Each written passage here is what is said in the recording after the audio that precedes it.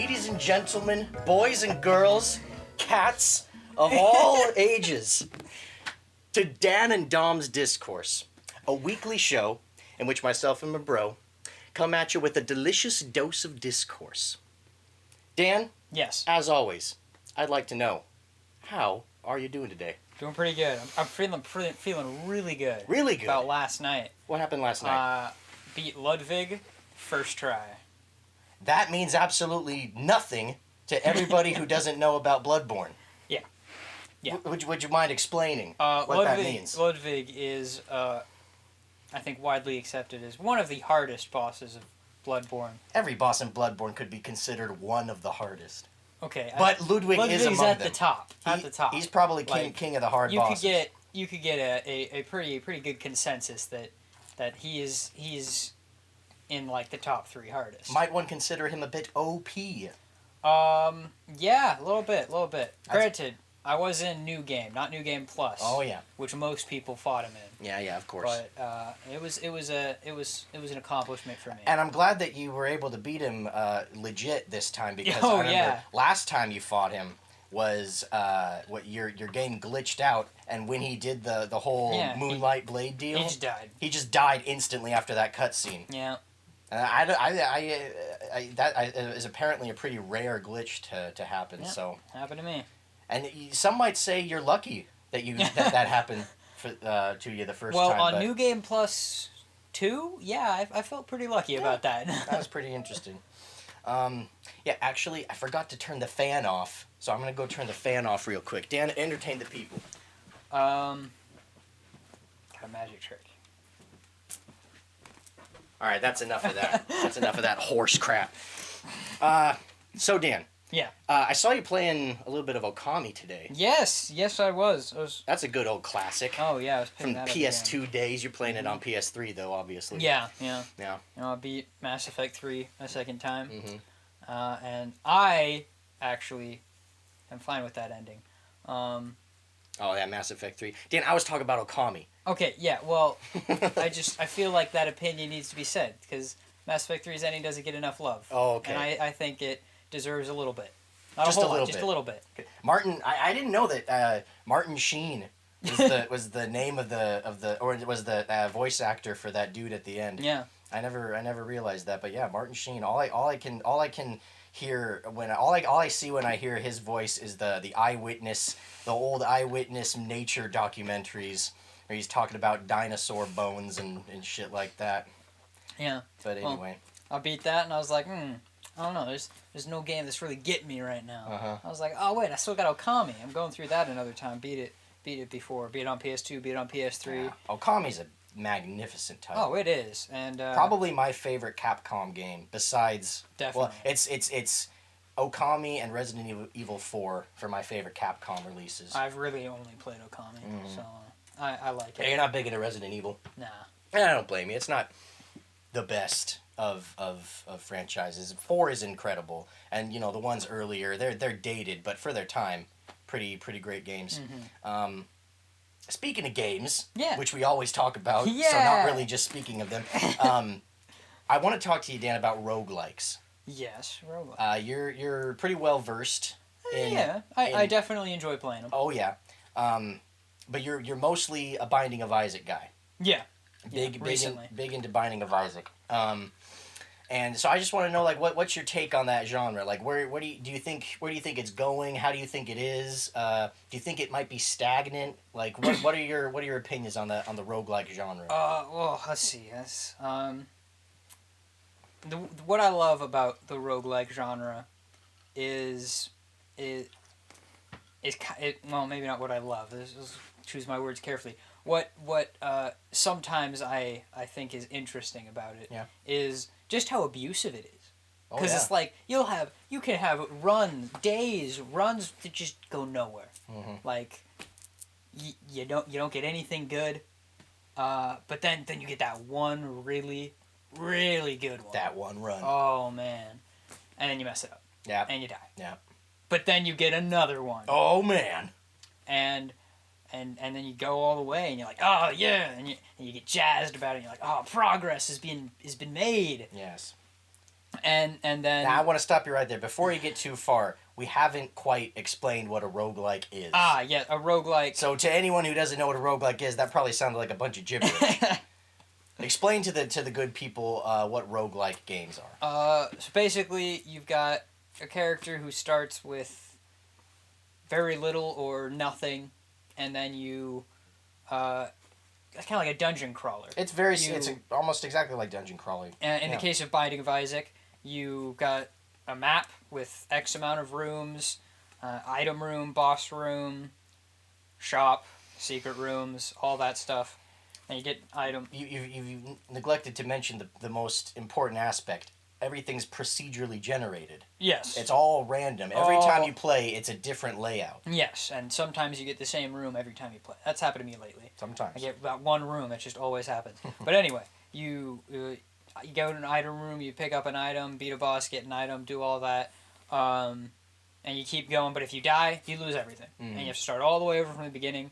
No, you don't get any of the items you got, and really, it's all just you got to pray to RNGesus. Oh yes. The RNG, because it will do you right. Or terribly wrong. Yeah. Something that I've noticed about a lot of games in the roguelike genre, a lot of them are 2D. Yeah. You got above-scrolling roguelikes. You've got side-scrolling roguelikes. My personal favorite is Rogue Legacy. Yes. I really enjoy Rogue Legacy. A side-scroller. You're just a knight who's trying to make it through this castle alive, getting gold to buy upgrades for their castle. And every time you die, you pick a new guy, and he goes in and gets more gold for more upgrades at the castle. But every time you go through, the layout's different, unless you pay to keep it the same. So things can get pretty crazy, and you never really know what to expect, which is why I think the roguelike genre is one of those perfect desert island games. So if you somehow find yourself on a desert island that somehow has electricity, and you can play a video game, you probably want to bring a roguelike with you. It's always different. It's always going to be a new experience every time. I like Binding of Isaac, but I feel helpless. RNGesus hasn't blessed you yet. No, I feel incredibly helpless when I play Binding of Isaac because I never feel like I'm any good at it.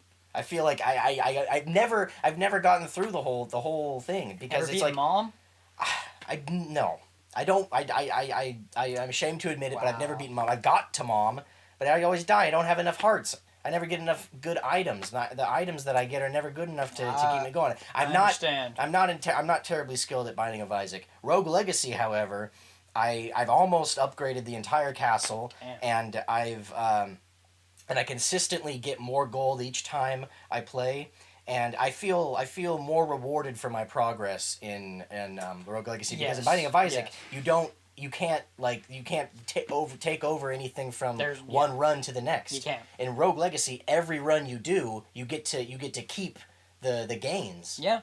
And I think that's why I like Rogue Legacy personally. Some people might say, "Oh, I'm a filthy casual that just needs to get good at Binding of Isaac." But I feel like the progression system is much more rewarding in a game like Rogue Legacy. Yeah, I feel like it makes sense that you would keep that stuff. Like the whole blacksmith is you pay and they get the schematics, and then when the next person comes, the blacksmith doesn't lose those schematics. Yeah, but don't you think that in Binding of Isaac, once you find an item, maybe there would be some way to, like, if you get enough coins during your next run, you maybe get to pay for that item to appear in your next item room?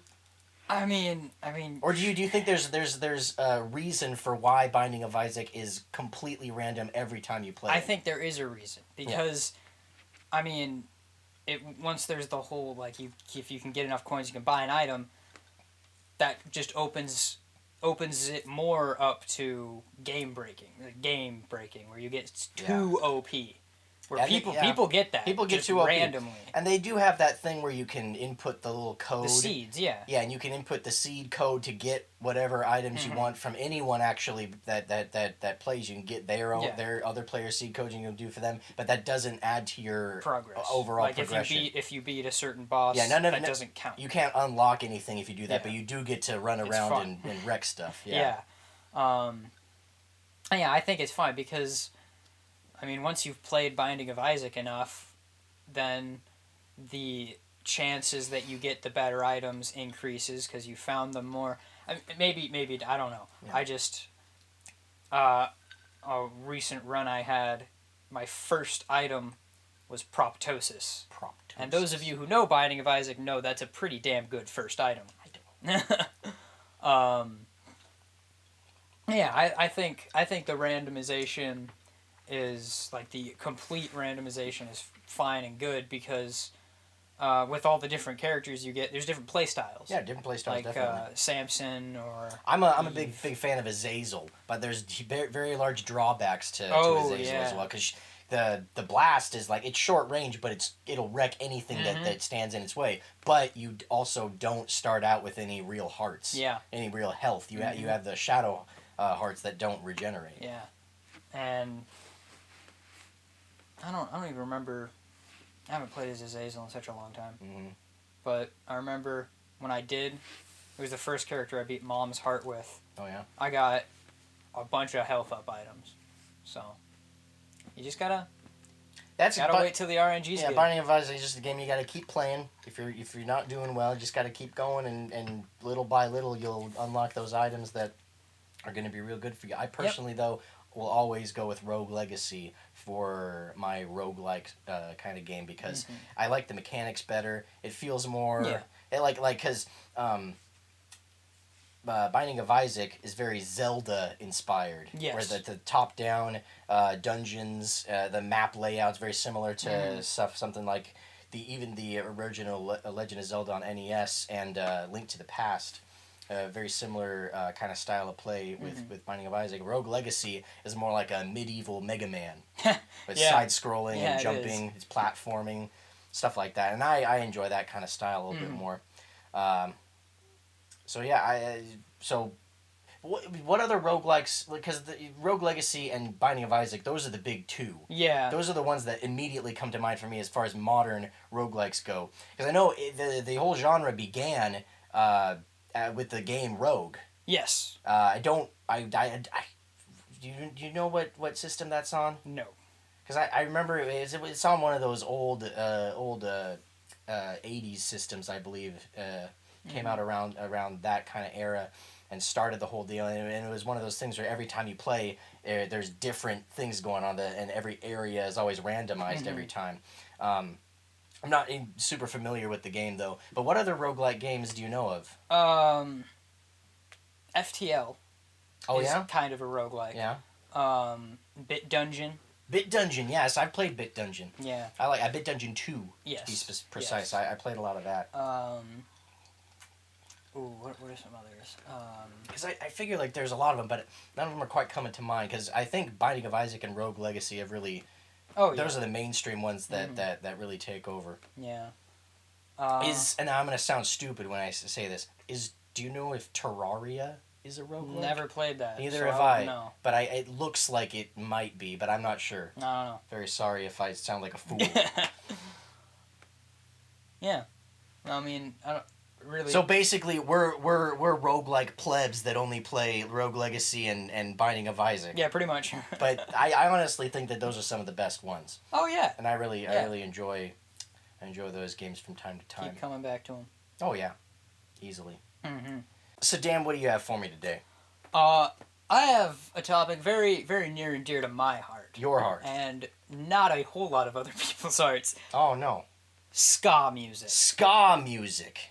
The old skankaroo. Tell me about it. Well, you and me are both going to a Real Big Fish show tomorrow night. Real Big Fish, San Francisco, at the Fillmore. Yeah. Tomorrow. I'm stoked. Actually, stoked? Well, not tomorrow for anyone watching this, but tomorrow for us here on this Sunday. Yes, I'm thoroughly stoked. All right. So I can't wait.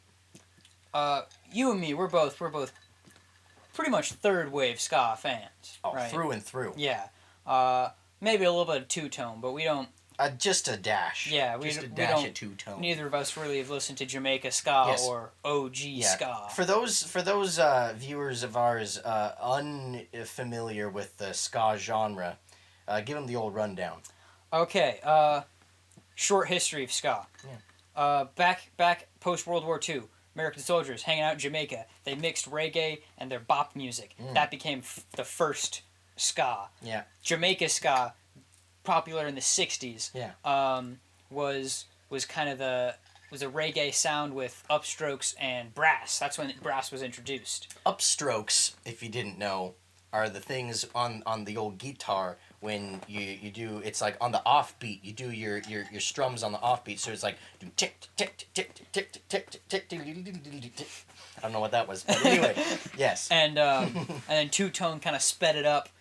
Two-tone was actually very popular in England and broke down a lot of racial barriers. England, absolutely, yeah, because we had interracial bands. Yeah. Like the old English beat is the one that I'm most familiar with. I saw them live with Real Big Fish way back in 2009 or 10, I believe. Wow. It's a good show. You're old. Oh, wait, I'm so old. But yeah, the English beat's a really good example of two-tone if you want some reference for that. And that's where the iconic ska logo of checkered, the black and white checkered, that's where that came from. And a third wave, which kind of happened in the mid-90s, early 90s, is kind of, it's got a little bit of punk in it. Oh, yeah. Easily, it's got a good dash of punk in there. Something like Less Than Jake. Yes, one of my favorite ska bands. They're great. Some would consider them more punk than ska. Oh no, they're ska punk. Yeah, I don't think that they're more than one or the other. They're the perfect example of real ska punk. Yes. Real third wave. They don't have a ton of upstrokes, but they got their fair share. And it's mostly power chords and stuff, and it is mostly punk musical stylings, but the really catchy brass stuff that they got going on, really just did fantastic. Less Than Jake, Real Big Fish, Streetlight Manifesto. They're something else. Oh yeah. I mean, all those are the top three for me easily. Oh yeah. So what give me some other ska bands that you're into. Dancehall Crashers. Yeah. Sadly, they don't have a brass section. Oh. I mean, they don't even make music anymore. See, that's the thing though. Is it a ska band without brass? I say yes. You say yes. I would agree with you that Dancehall Crashers should be considered a ska band, but a lot of people will say, so what? They do upstrokes on their guitars, but if there's no brass, then it's no ska. I say original ska had no brass. That's what I'm saying. First wave, first wave had brass, but there was a lot of first wave ska that didn't have it. Bob Marley was actually a ska musician. Yeah, I mean, most people would consider him reggae, but... Yes, I know, but there's upstrokes in there. Yeah, exactly. And you see, what I think, personally, if there's upstrokes, it's ska. So immediately when a song has upstrokes, for like even a measure of upstrokes... Well, I mean, sure, it would have to be throughout the song. Okay. But if like the main guitar is upstrokes the entire song, that's ska for me. I can skank to that. So yeah, exactly. All you need is some upstrokes on the offbeat. But so you would consider a piece of music ska if it had upstrokes. Yes. And that's all that's required. Yes. Okay. More or less. Yeah. But you also need someone yelling, "Pick it up, pick it up, pick it up." Yes, of course. That is the most important. Of course. Even if it's me to myself when I'm listening to it. Pick it up, pick it up, pick it up. But that's the thing that became popular in the two-tone era, isn't it? They started doing the pick it up Pick deals. it up. Yeah. Pick it up was in Jamaica ska as well. Yeah. I recently had to do a music project for music in the 60s, and I went on the ska subreddit, and I asked for 60s ska music. Oh yeah. And it is. They gave it to you. They did. I got a lot of good stuff. It's good. It's good. You picked it right up. I did. It's good stuff. Good. The Rudy, A Message to You. Yeah. I feel that's a very popular ska song. Even like because it was covered by the Specials, who were a two-tone band, and then Real Big Fish in their song Don't Stop Skanking. Yeah, they added it at the end. Well, no, they didn't. They took the song, I don't even know the original song, but they changed the name to Rudy, and it's Donna. Oh, Donna. Is the original song, I'm pretty really? sure. And they changed it to Rudy and put the horn riff from Rudy, A Message to You, in there. That's interesting. It is. Okay. So I thought they just put a different song at the end of that instrumental. It is. It is a different song, but it's interesting. I think. I think it's pretty interesting. I didn't know it was that it went that deep. Yeah. So yeah. But of all the ska bands that you're a fan of, and there's many. Yes, there are. Who ends up on top?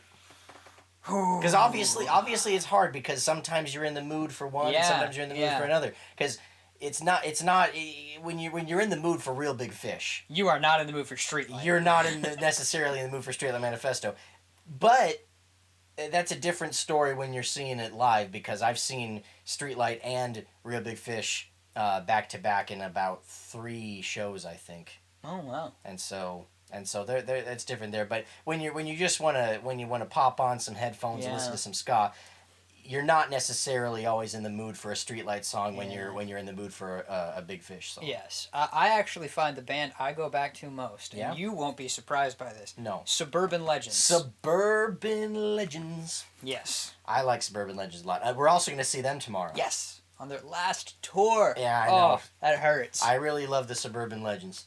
They're a good group of guys. Yeah, there's just they got great songs, and I think they're heavily Real Big Fish inspired. Yes, but there's never a bad time to listen to some Suburban Legends. Oh no, because the Suburban Legends have a great mix of they got their somber tunes for when you're night driving, and they also got their real upbeat poppy kind of feel good tunes for when you're skanking with a bro. Oh yeah, and so I'd say you say Suburban Legends. I'd say Suburban Legends is just all around. Yeah. They've always been like, oh, I can listen to some Suburban Legends right now.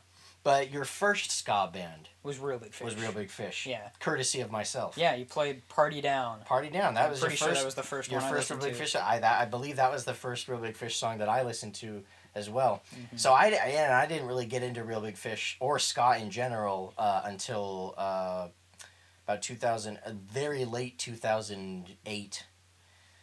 So yeah, that was around the time that Real Big Fish's, what album was that? Monkeys for Nothing and the Chimps for Free. That's a good album. Yeah. Good album. Party Down was definitely my first introduction to ska. And it's not even really. It's not even really that ska-ish, because there's barely any upstrokes, and they got brass and stuff. But that's another thing. It's like third wave ska not necessarily is going to have upstrokes every time. Yeah, it's true. It mixes some like alt rock and punk music, and then with the brass, and then they have their upstrokes in there to that's the thing with third wave. Third wave. There's so many things that it could be. You could infuse brass and upstrokes into any genre, and that could be third wave ska. Oh yeah, and then you got ska core. Ska core is a whole bag. I am bag not of a fan of ska core.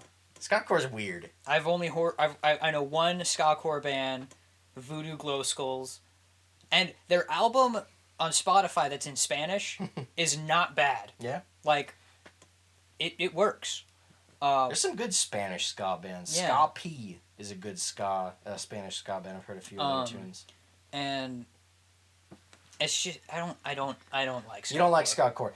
It doesn't. I don't blame you. Me. My first Less Than Jake concert, a ska core band opened for them, and they didn't have any brass. But they were like it was very interesting. It was like a metalcore band with upstrokes. So they're like doing like screamo stuff, but with upstrokes. Upstrokes are just so happy. Yeah, but they were like screaming over these upstrokes. It was strange. That sounds strange. And it doesn't always work there. Mm-hmm. I wish I knew the name. But I remember there was one ska core band that worked for me. I don't remember who they were, but I remember there was one song where they were doing all this like loud thrashy music, and then all of a sudden in the middle of it all they just start going into upstrokes, and the vocalist would be just like, pick it up, pick it up, pick it up, pick it up, pick it up, pick it up. Oh, it was really weird, but it was cool. Yeah. Sometimes it works. Usually it doesn't with ska core. And then I know, like, Streetlight Manifesto is ska of its own. Oh yeah. With that brass section. Oh yeah. Like nothing beats it. Yeah, I honestly think the brass section could just go do their own side project. They could. I love the Streetlight like, brass section. God, they're talented. Oh yeah. Yeah, that whole band is. Yeah. I really like them, and I hope that we haven't seen the last of them. Oh, there's been a lot of record label drama with them. They keep saying, we'll do it again when this is all over, but who knows when it's going to be over. We'll see. I really hope that Streetlight has a few more years in them at least, because there's nothing better than tossing on a Streetlight album, start to finish. Beautiful songs. Yeah. It's rare that you find a Streetlight song where it's like, not digging it. Oh yeah. Almost every Streetlight song is a hit. Except for the very last two songs on Somewhere in the Between. Somewhere in the Between is my favorite Streetlight album. It's their best album. But they do this dumb thing where they put these two songs at the end, back to back, that have the same exact chorus, and I don't know what they're and it's not like they're doing a callback. Yeah. Because with Moment of Silence, Moment of Violence, it works with that because they're clearly different songs. Like they're different styles of songs that are trying to be one song. Yeah. Because you can hear the similarity. Yeah, it's like two songs that are like relating to each other. But in Somewhere in the Between, you got Receiving End of It All and What a Wicked Gang Are We, or whatever that song is. And they're clearly like different songs, but then they have the same chorus but with different lyrics. Yeah. And it's like Receiving End of It All is the better of the two. It's the better one, of course. But sometimes that can work, but it just doesn't in that album. And I don't dig it. Yeah. I just don't dig it. But that's still my favorite Streetlight album. I mean, it's got Mephisto's Cafe. Oh, yeah. We Will Fall. One Foot on the Gas. Watch It Crash. It's only got like 10 tracks. Yeah. But like almost all of them are incredible. Blondly the Blind. Oh. 40 Days. Oh yeah. Blondly the Blind. That's my favorite horn riff. Streetlight. Oh yeah. Well yeah. Streetlight is unparalleled when it comes to horn riffs. Oh man. If you haven't heard Streetlight songs, check them out. Streetlight Manifesto. Beautiful. I was wearing their shirt last week. Yes, you were. Yeah. Yeah, you're always wearing a Ska shirt. Yep. I'm always wearing a video game shirt. Just Cause 3. Never played Just Cause 3, but I got the shirt. I got the shirt for free at PSX at the Kind of Funny after party for their panel or whatever. The PS I Love You deal that was going on. Yeah. Good guys, that Greg Miller, that Colin Moriarty, that Tim Geddes, that Nick Scarpino. I like those guys. They're good guys. Yeah. But anyway. Yes. It's been a lovely time chatting with you. Yeah. About video games, about ska. Yeah. And next week, we'll do it again. See you next time. Bye-bye.